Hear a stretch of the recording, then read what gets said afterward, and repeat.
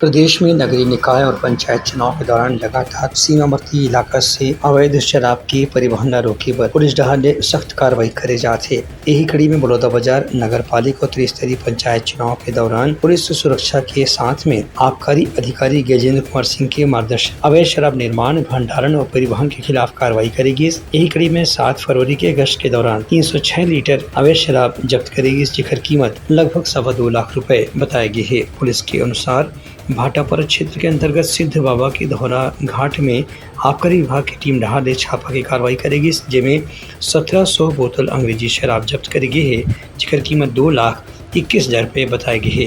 ये मामला में आरोपियों से पूछताछ करने के साथ ही आबकारी अधिनियम के तहत मामला दर्ज करके जांच शुरू कर दी गई है। ब्यूरो रिपोर्ट, उत्तलंघा न्यूज़।